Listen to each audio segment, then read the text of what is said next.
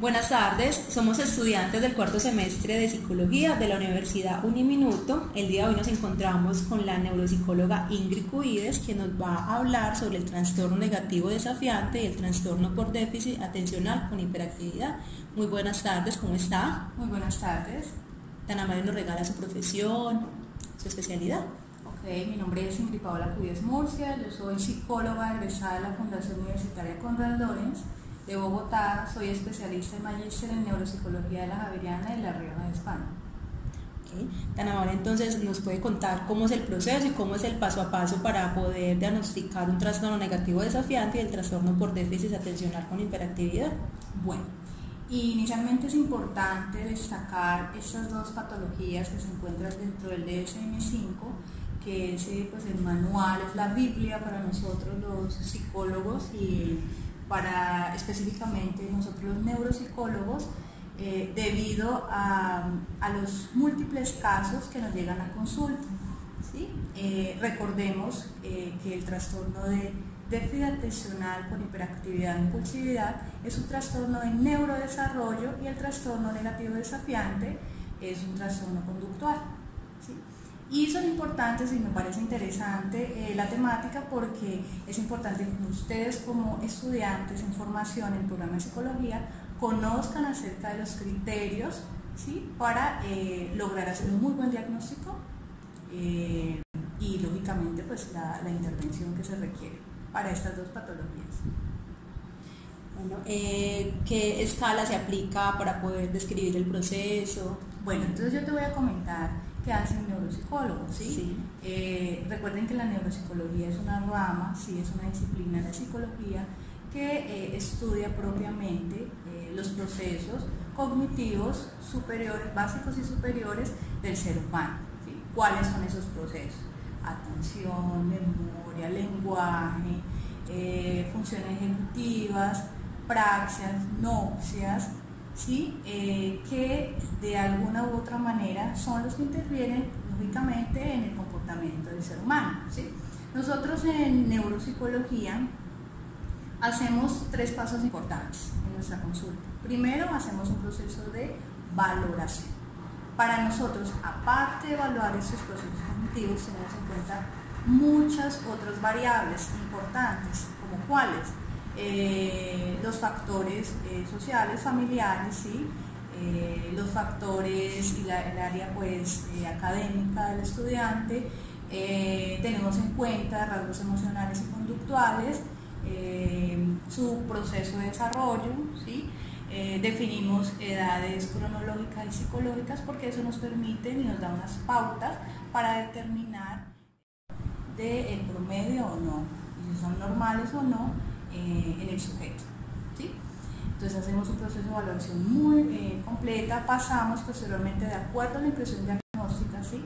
Que recogemos en nuestra entrevista, que inicialmente se hace si son menores de edad con el acudiente, los responsables y el adulto responsable, ¿sí? Porque debe ingresar a consulta si es un menor de edad, un adulto responsable, ¿sí?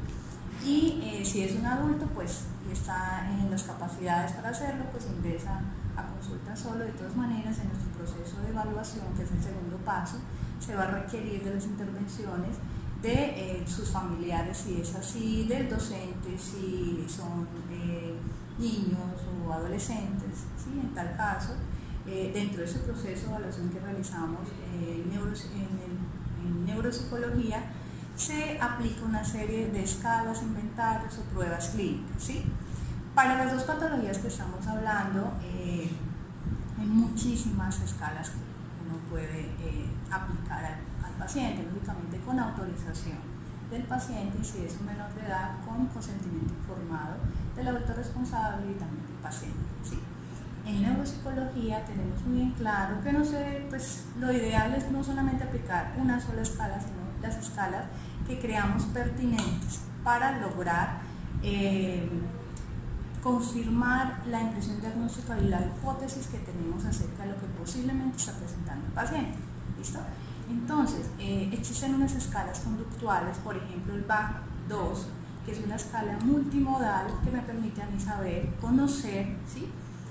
si el paciente, el menor, el niño, el adolescente, está presentando unos síntomas, ¿sí?, relacionados con alguno de los cuadros, por ejemplo, síntomas de hiperactividad, ¿sí?, de déficit atencional, problemas de aprendizaje, problemas conductuales, ¿sí?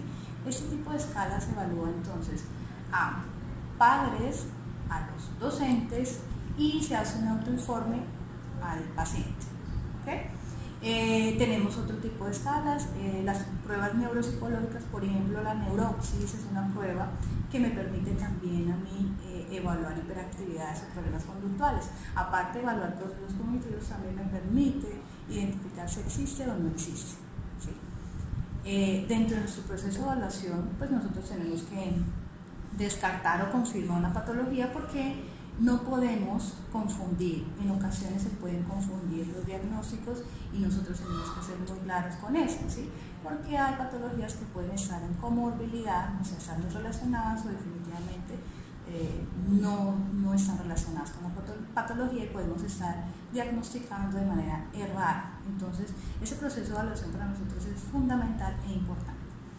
Desde mi enfoque, ¿sí?, neuropsicológico, mínimo se deben aplicar 3 escalas, ¿sí?, 3 pruebas cognitivas, una escala conductual de acuerdo a la patología, escalas del desarrollo si pudieran hacerse, escalas de personalidad también las podríamos aplicar, y podemos aplicar también escalas cognitivas o de inteligencia, que también me permite y me da herramientas a mí para poder diagnosticar la patología. Perfecto. Después de todo ese proceso de evaluación, que requiere de muchas sesiones porque se hace en diferentes sesiones, ¿sí?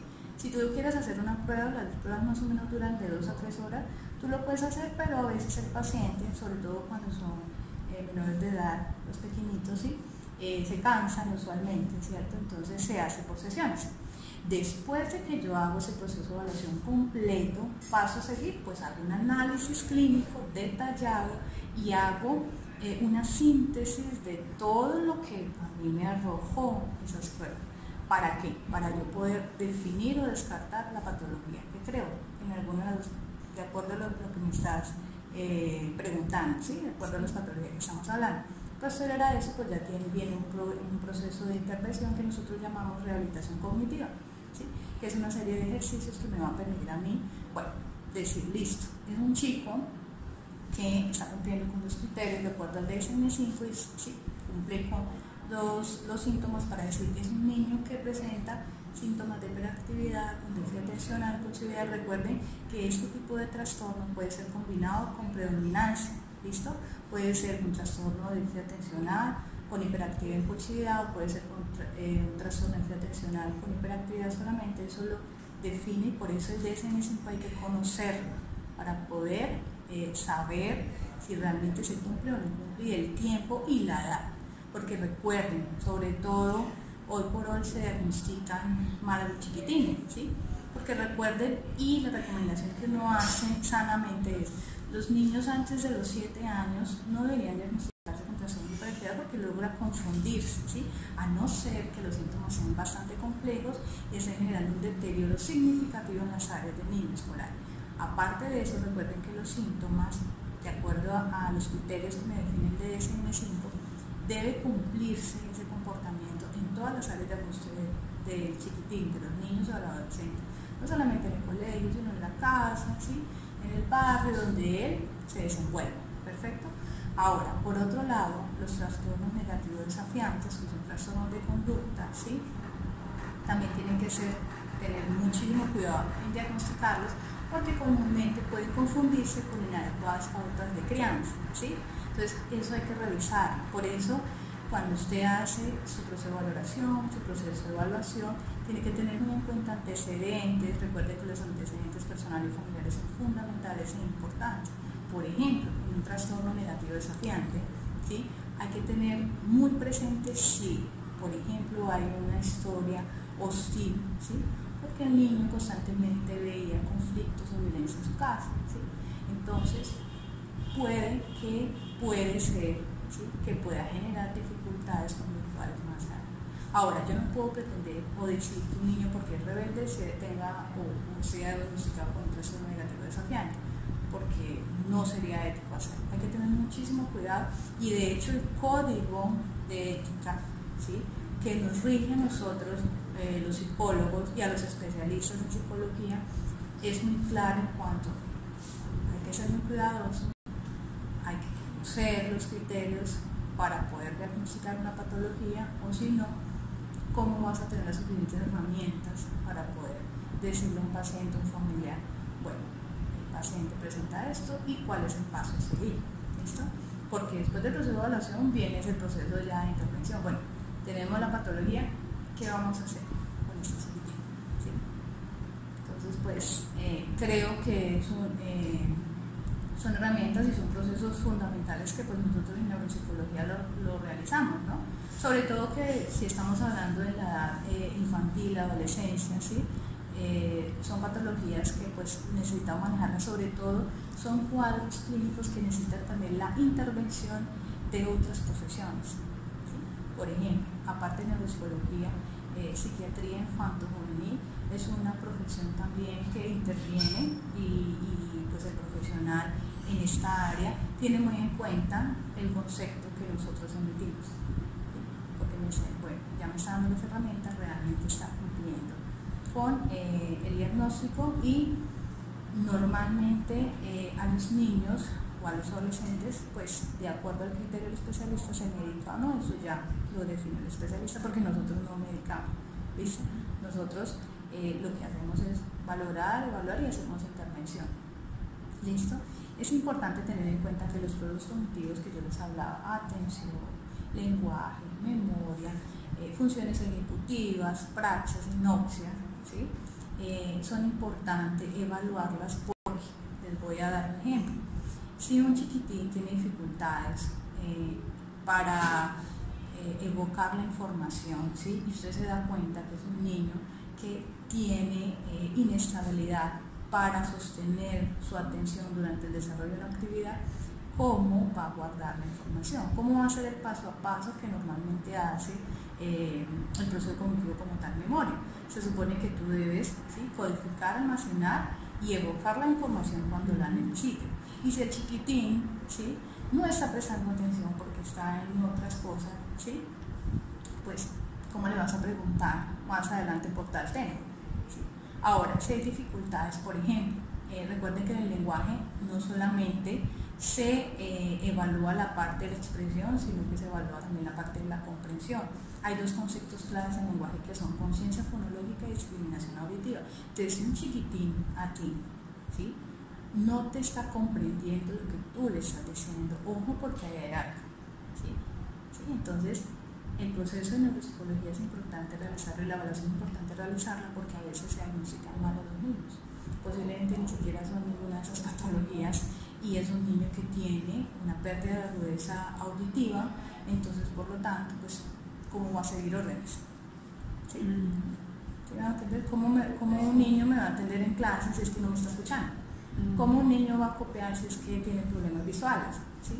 ¿Cómo un niño, va a prestar atención si pues, no está comprendiendo lo que está escuchando? ¿Sí?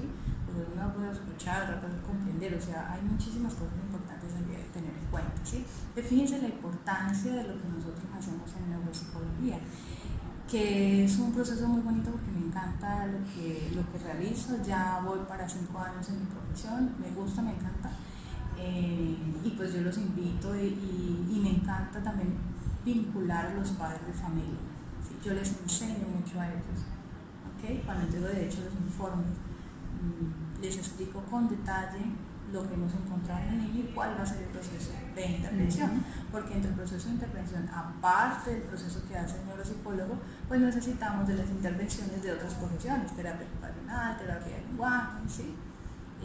Fisiatría, de acuerdo a lo que nosotros iniciamos. ¿Listo? Entonces, no sé de pronto otra pregunta que tengas. Ya por último sería cómo es la elaboración de la anamnesis. Bueno, entonces nosotros cuando llega nuestro paciente, ¿cierto?, en primera instancia, en nuestro programa de valoración, realizamos una historia, tenemos que hacer una historia clínica muy completa, ¿listo? Datos personales, del paciente, la edad, la fecha de nacimiento, porque esa fecha de nacimiento es vital y fundamental para nosotros diagnosticar, por ejemplo, una patología. Aparte de eso, unas pruebas que nosotros realizamos en neuropsicología, pues debemos tener en cuenta la edad del paciente, ¿listo?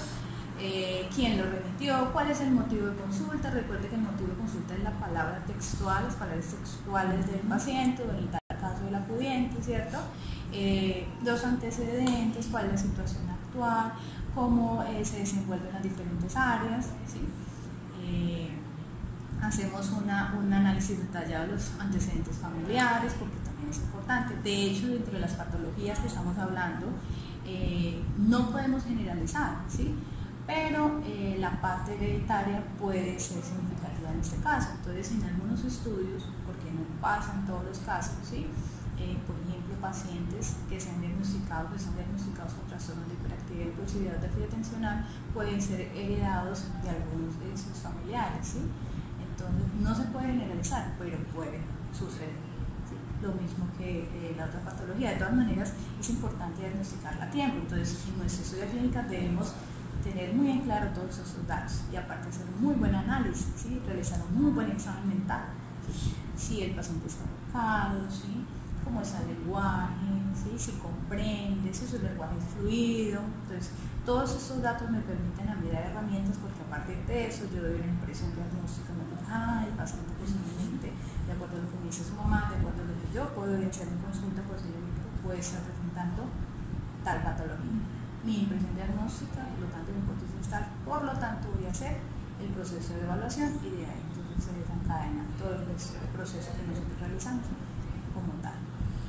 Listo, doctora, muchísimas gracias por este espacio.